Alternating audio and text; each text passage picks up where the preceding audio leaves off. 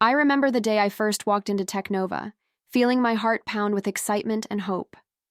The office was cramped, the computers outdated, and the coffee machine forever out of order. But I didn't mind. I signed on for meager pay, often late, convinced I was part of something bigger than myself. That belief fueled me through sleepless nights and endless checklists. I poured my energy into every task, writing lines of code, troubleshooting bugs, pitching new ideas. Even with doubt tugging at the back of my mind, I couldn't help but feel a spark of pride in what we were building. In those early days, I survived on takeaway meals and the occasional encouraging smile from colleagues. Sharing jokes about our overworked schedules, we formed an unspoken bond, united by impossible deadlines. Sometimes I'd catch myself dreaming of the grand unveiling, when Technova would finally make its mark. Those dreams pushed me onward, reminding me to ignore the fact that paychecks barely covered my bills. I kept repeating to myself, "This is what loyalty looks like. This is how greatness starts." And yet, beneath my optimism, I felt a quiet ache, wondering if I was making a mistake. There were moments when I'd pull an all-nighter, only to see the sunrise through the office windows. I'd bury my fatigue in a fresh cup of coffee, telling myself it was just temporary. Once I had to borrow money from a friend just to cover rent, but I brushed off the shame. After all, I believed the company's vision was worth a few personal sacrifices. People around me seemed to come and go, often lured by more stable opportunities. But I stayed, too stubborn or too hopeful to let go of the dream we had ignited. Slowly, Technova climbed the ladder, snagging new contracts and inching toward recognition in the market. I remember a flicker of excitement each time we secured another client, thinking my sacrifices were finally paying off. Although I occasionally noticed whispers about how older hires like me were replaceable, I shrugged them away.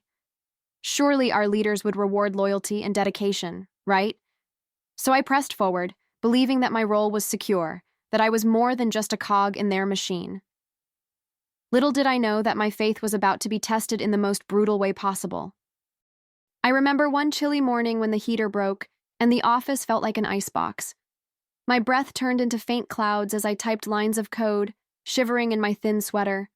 Despite the discomfort, I felt a surge of pride knowing we were all in this together. It reminded me of my childhood home, where we layered blankets because the furnace was ancient. That shared struggle forged bonds among us. There was a sense we were fighting for something real. Even in that bitter cold, I believed the warmth of success would soon envelop us all. At times, I'd glance around and see colleagues nodding off or rubbing their eyes, each of us juggling fatigue. We'd compensate with a never-ending supply of instant coffee and those stale vending machine snacks. People laughed about living on caffeine and hope, but deep down, we were all pretty anxious. During lunch breaks, we'd gather in the break room, half eating, half venting about the uphill battle. I'll never forget the way we'd encourage each other, promising that every sacrifice would pay off. Back then, I truly believed our loyalty would be met with appreciation and respect. As Technova started gaining traction, outsiders began to marvel at our sudden success. They didn't see the weekends we skipped, the birthdays we missed, or the paychecks that arrived late. But I saw it all, felt it all, and let it fuel my determination to stay the course. Looking back, I was so naive, clinging to the idea that leadership recognized my devotion. I'd lie awake at night, recalling stories of my grandfather who toiled in a factory for decades without thanks. I promised myself I'd never be taken for granted like that.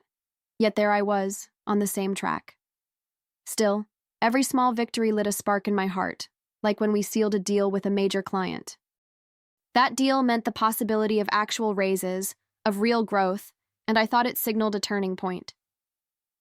I took a moment to celebrate in my own quiet way, allowing myself a slice of optimism.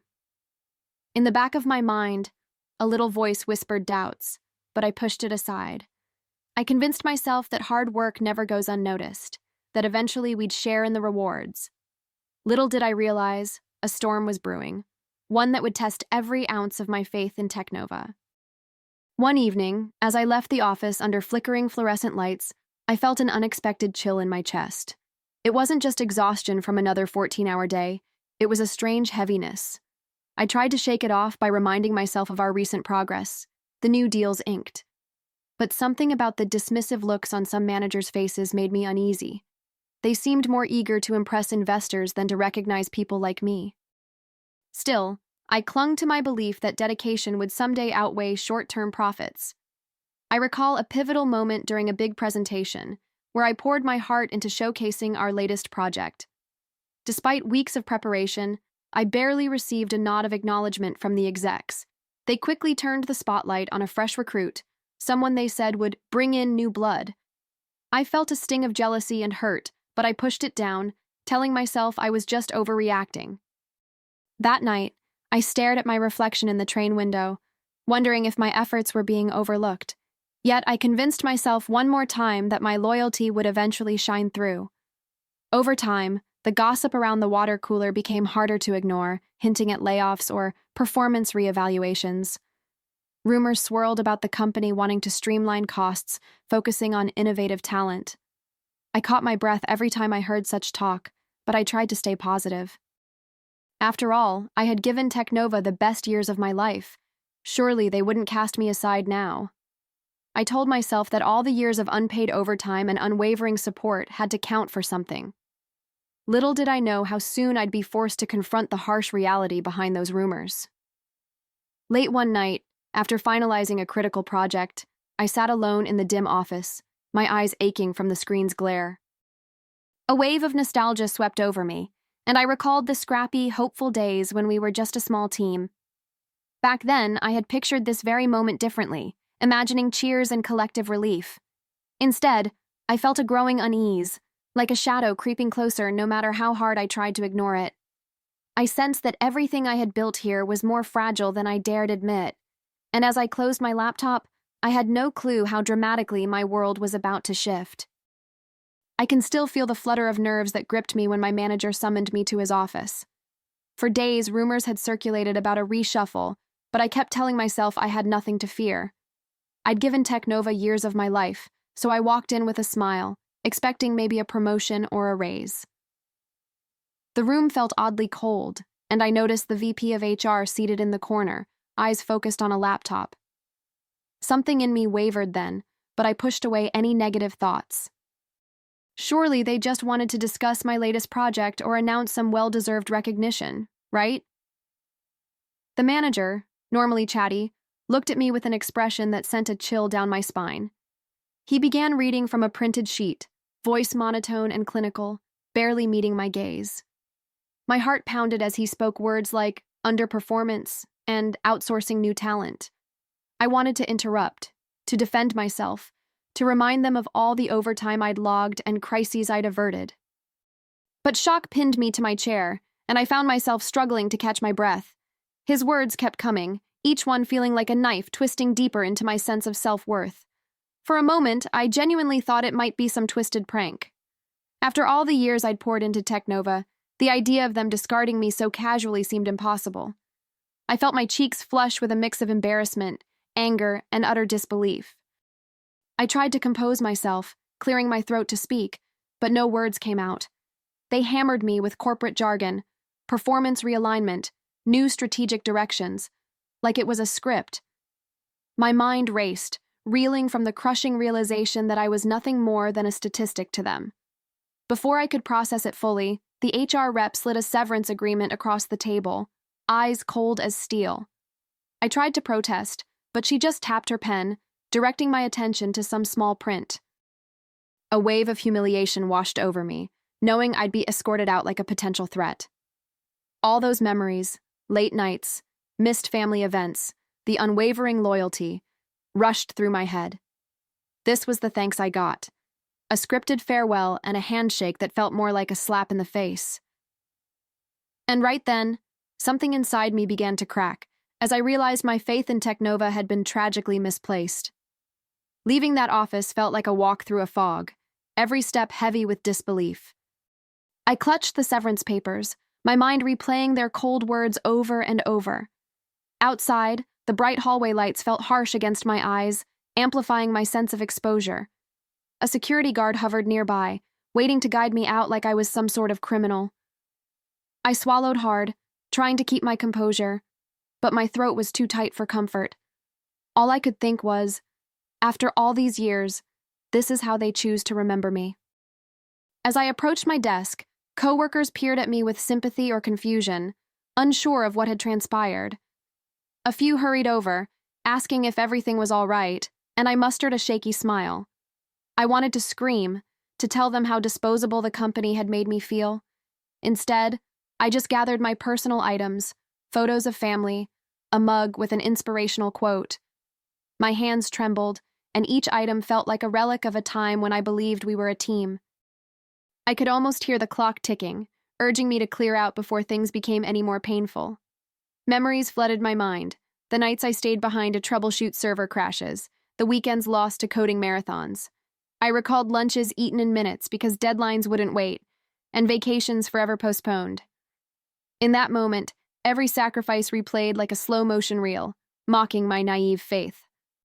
People around me whispered, their eyes darting away when I glanced their direction. I felt an overwhelming wave of betrayal, like the world was suddenly colder, emptier. Yet, beneath the shock, a spark of anger kindled, fueled by the injustice of it all. Escorted toward the exit, I thought of the CEO's lavish bonuses and the extravagance I'd only heard rumors of. It struck me that while they celebrated in private jets, I was now jobless, robbed of recognition. Anger pulsed through my veins, momentarily overshadowing the sadness that had gripped me. I inhaled sharply, telling myself I deserved better, that I wouldn't let them reduce me to a forgotten footnote. Deep inside, a plan started to form, a quiet vow I made to myself right there in that lobby. With each step out the door, I felt a new determination rising, even if I couldn't name it just yet. I stepped onto the sidewalk, the city's noise swirling around me like a harsh reminder of reality. It felt surreal to stand there unemployed, discarded after giving so much of myself to Technova. My mind buzzed with confusion, resentment, and an aching sense of betrayal. In the blur of traffic and chatter, I caught my reflection in a glass window, looking oddly lost. An emptiness settled in my stomach, mixed with the embers of a deepening anger. Even then, a small voice in my head whispered that this ending was far from over. I wandered aimlessly for a while, letting the city swallow my footsteps, unsure of where to turn next. Friends and family crossed my mind, but I dreaded explaining how callously Technova had tossed me aside. A dozen questions battered my thoughts. How could they do this, and why didn't anyone warn me? Eventually, I ducked into a quiet cafe, my hand shaking slightly as I reached for the door. Settling into a corner seat, I stared at the severance documents, feeling the weight of my lost identity. Part of me wanted to rip them to shreds, while another part sought to channel my fury into something more tangible. Sipping lukewarm coffee, I replayed the manager's words in my head, every syllable stinging like a fresh wound. Their casual dismissal of my contributions stoked a fire within me, a need to right this wrong. I thought about all the secrets Technova tried to bury, the overlooked infractions, the hush-hush deals. My loyalty had kept me silent before, but that loyalty was now shattered beyond repair. I found myself grasping at an unexpected idea. Maybe I could expose their dark underbelly. Maybe, just maybe, I wasn't as powerless as they wanted me to believe. A sudden wave of clarity hit me. I knew their systems, their weaknesses, and the skeletons hidden in their closets.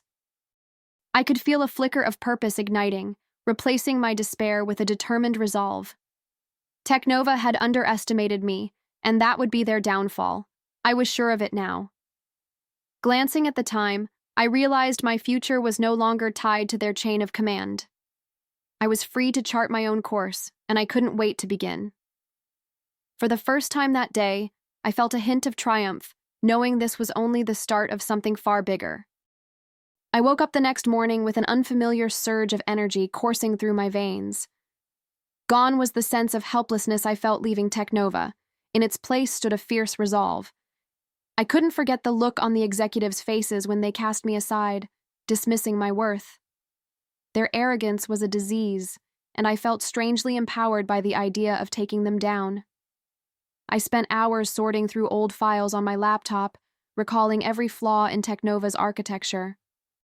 My pulse quickened as I realized the magnitude of what I was about to do, turning their secrets into ammunition. In my small, cluttered apartment, I began pinning ideas on a corkboard, connecting dots like a detective on a case. I detailed every shadowy practice I'd witnessed: the hush-hush accounts, the ignored security protocols. It felt surreal to hold the keys to Technova's downfall right in my hands, like I'd uncovered buried treasure. At first, I questioned whether I could actually go through with this, worried about crossing moral lines. But then I recalled their hollow thanks, the severance package that felt more like a bribe for my silence. A part of me whispered that justice was overdue, and I allowed that voice to guide me forward. Determined not to act on impulse, I reached out to a few former colleagues, those who had been burned before me. Through encrypted emails and discreet phone calls, we pieced together a fuller picture of Technova's rot. Some were reluctant at first, afraid of legal repercussions or plain old corporate intimidation. I couldn't blame them. We'd all been conditioned to remain loyal, believing our day of reward would come. Yet, the more we talked, the more we realized that unity could shield us from Technova's ruthless tactics. The seeds of an alliance were planted, promising to unearth every dirty secret the company fought to conceal. Each new snippet of information felt like a step closer to redemption, a path to reclaiming our dignity. I compiled spreadsheets of fraudulent spending, stashed away under misleading budget labels. I uncovered data breach cover-ups, times they'd silenced employees who dared to speak out. Every revelation fired me up, reminding me of the nights I spent protecting this place while it thrived on deception.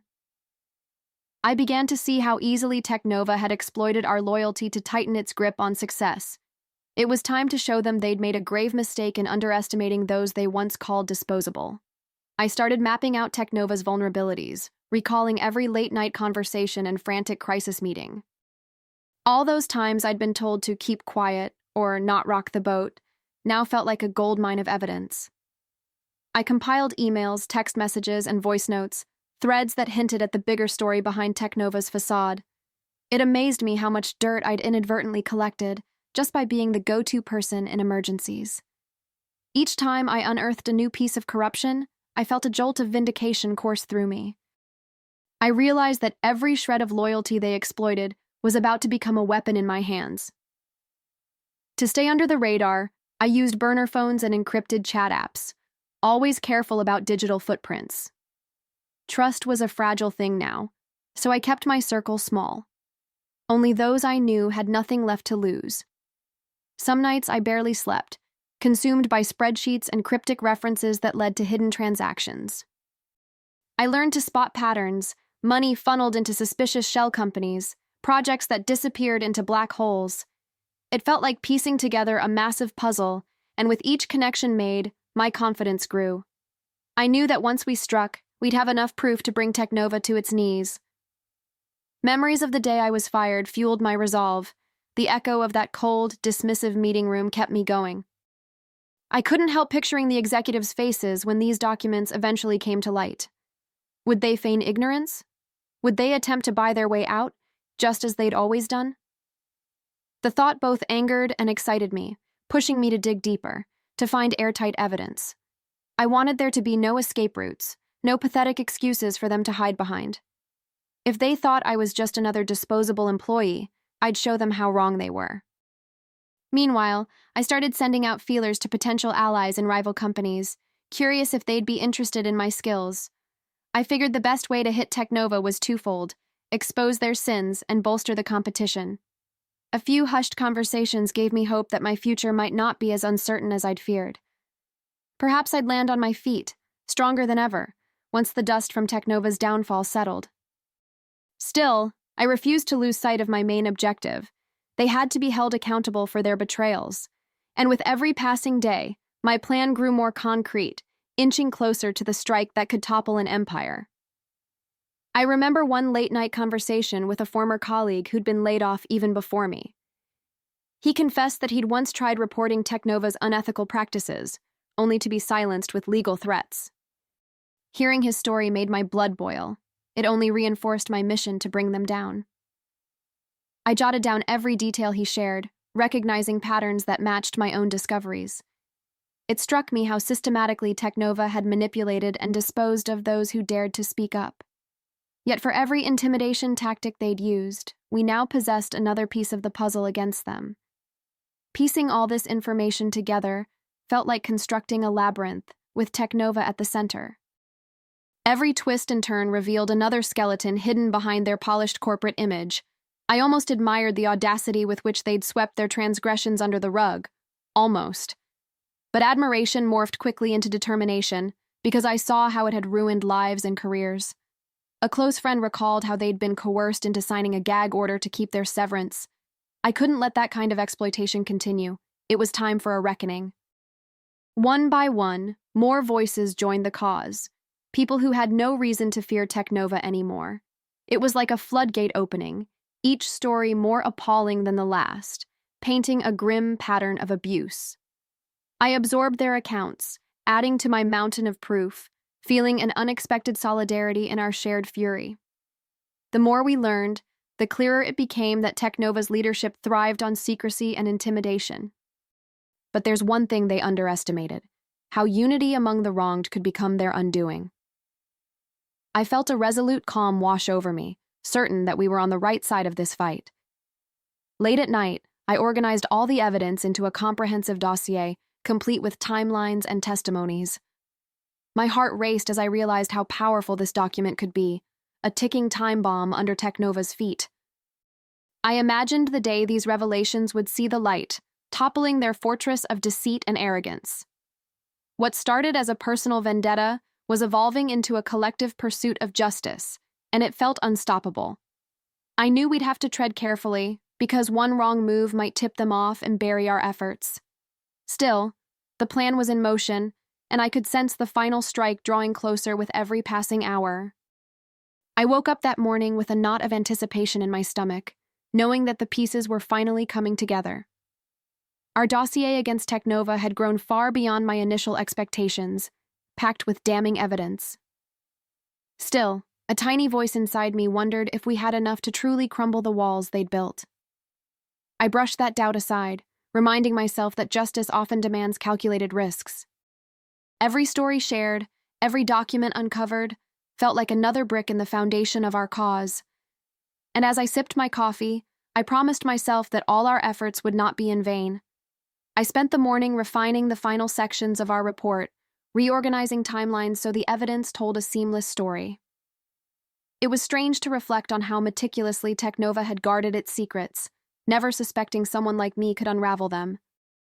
A surge of pride warmed my chest, reminding me that vengeance wasn't my only motive. Truth itself mattered here. Yet with each page I reviewed, I felt the weight of responsibility pressing down on my shoulders.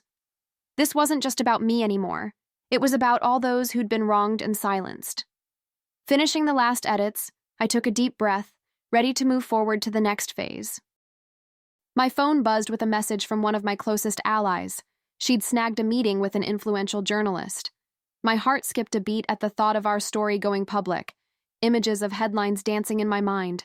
Part of me trembled at the risk of retaliation from Technova.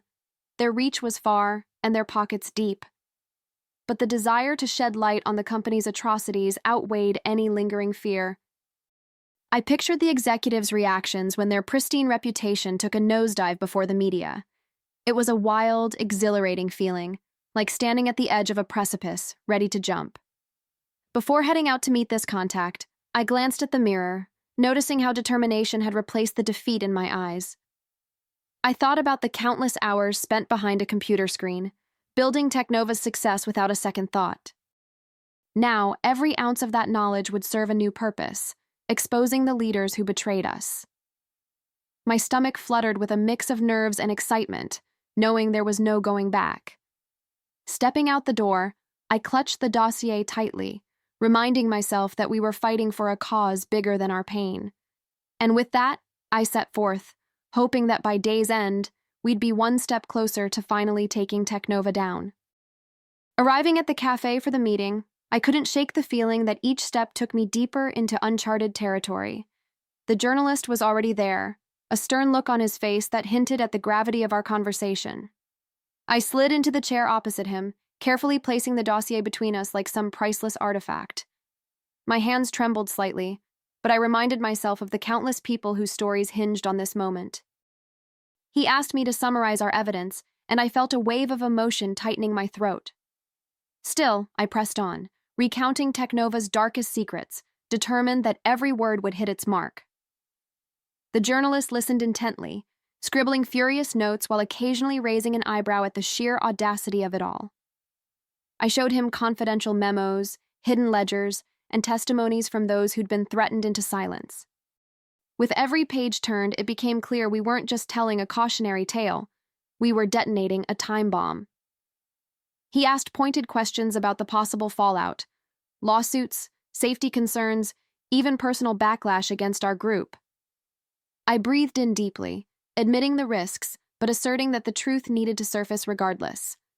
The hush between us felt electric, like we both grasped how monumental this revelation could be. After outlining Technova's vulnerabilities, we discussed the timing of the story's release, weighing how best to maximize impact. Part of me buzzed with anticipation, imagining the headlines and the panic that would grip the boardroom. But another part acknowledged the looming danger, wondering just how far Technova would go to protect its empire. He assured me his publication would stand behind the whistleblowers, providing layers of legal support if needed. That gave me a spark of hope. Maybe we weren't as alone as we feared. I left the meeting with a sense of cautious optimism, feeling like we'd just crossed a critical threshold. Stepping onto the bustling street, I clutched the dossier tightly, determined to keep it secure at all costs. 1,000 thoughts raced through my mind, reassurances, doubts, visions of triumph. I couldn't help picturing the moment Technova's upper brass realized their house of cards was collapsing. Yet I also knew the fight was far from over. They had resources and ruthless ambition on their side. My phone buzzed with a message from an ex-colleague, hinting at new leads that could strengthen our case even further. And as the city's noise enveloped me, I sensed that the next steps would be crucial in bringing this corporate giant to its knees. That evening, I locked myself in my apartment and carefully reviewed every new piece of evidence. Whispers of Technova's desperation trickled in from contacts still inside, fueling my determination. The higher-ups were growing jittery, I heard, but they didn't yet grasp how close our strike was. I felt an odd satisfaction knowing they were scrambling behind their pristine boardroom doors.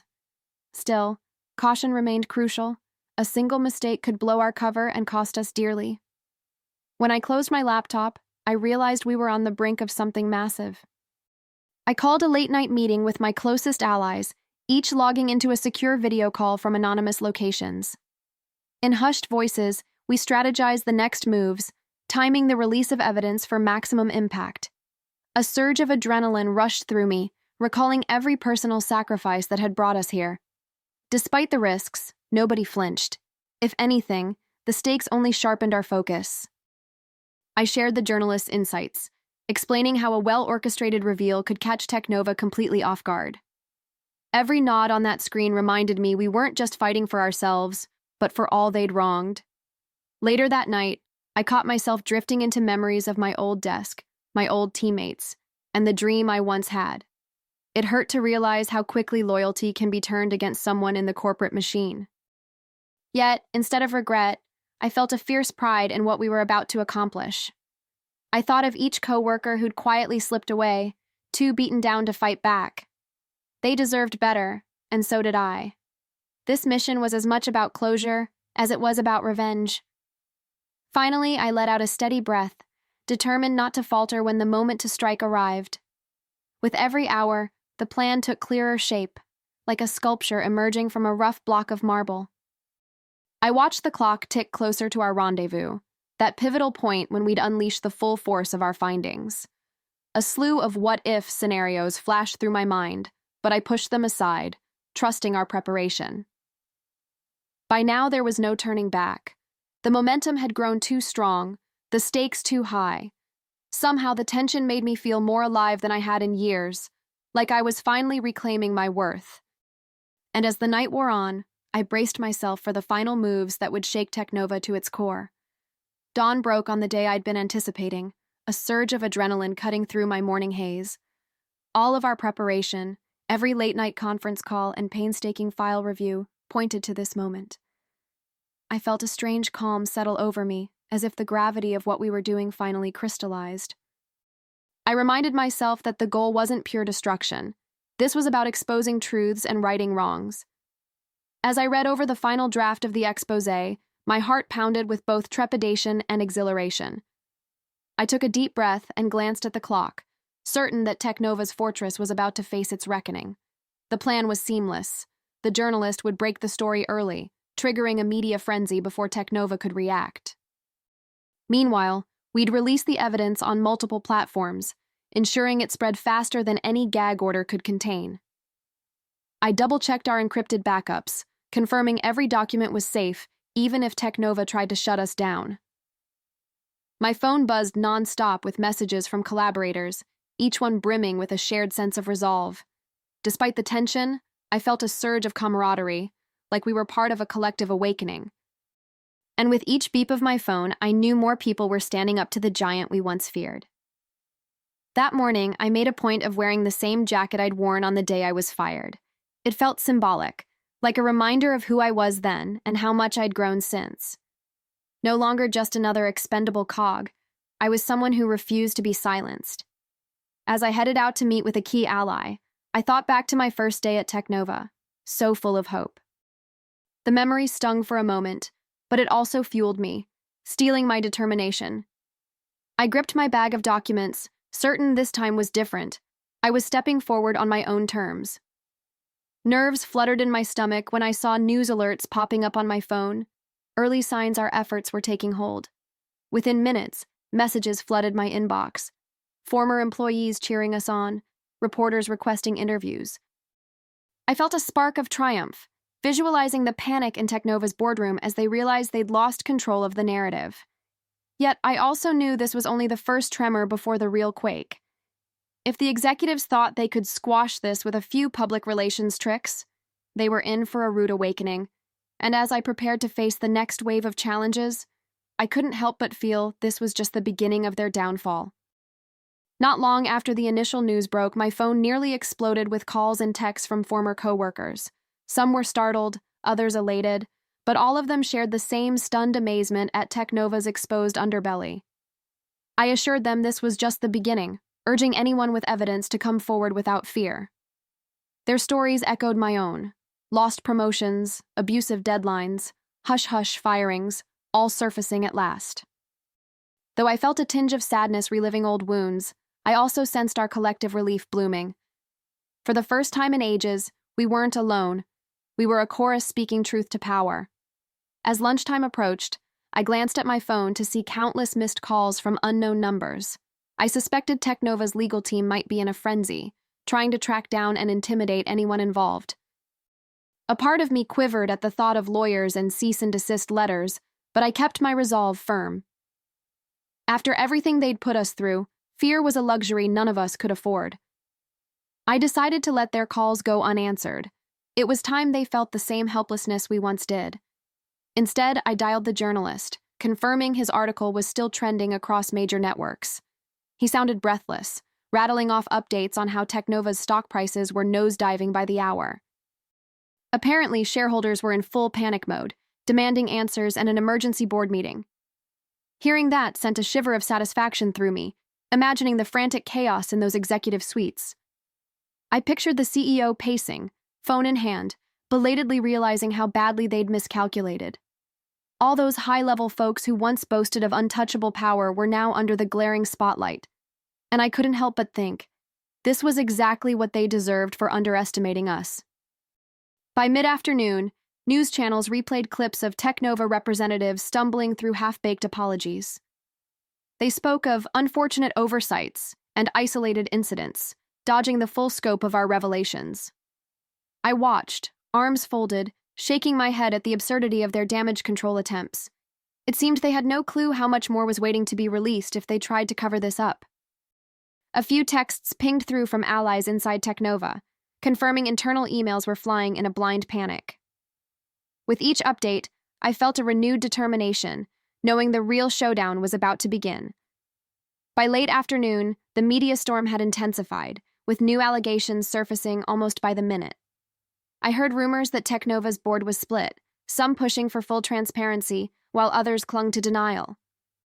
A sinking feeling in my gut reminded me these corporate titans wouldn't go down without a fight. Still, the outpouring of support from former and current employees made me feel less like a lone whistleblower. I realized our collective voice was growing louder than Technova had ever anticipated. The pulse of adrenaline running through me hinted that we were inching closer to a climactic showdown. Inside sources leaked snippets of an emergency all-hands meeting, where executives fumbled for any scrap of credibility. Apparently, their attempts to paint us as disgruntled ex-staffers fell flat when even loyal employees spoke out. That news made my heart race, knowing their smear campaign was already backfiring. I couldn't help imagining the CEO's face as revelation after revelation undermined his carefully crafted persona. A sly grin tugged at my lips, recalling how he'd once dismissed me with barely a glance. Now, the company he'd lorded over was struggling under the weight of our collective truths. As I scrolled through social media, I spotted posts from people worldwide sharing their own workplace horror stories. It dawned on me that our fight was striking a bigger chord, representing more than just corporate malpractice at Technova. We'd opened a floodgate of pent-up frustration, triggering conversations about ethics and employee rights. Reading these posts, I felt a sense of purpose, remembering why I risked everything to expose the truth. We weren't just dismantling one corrupt empire. We were shining a light on a problem that spanned far and wide. This realization fueled me even more, reminding me there was no room for second-guessing.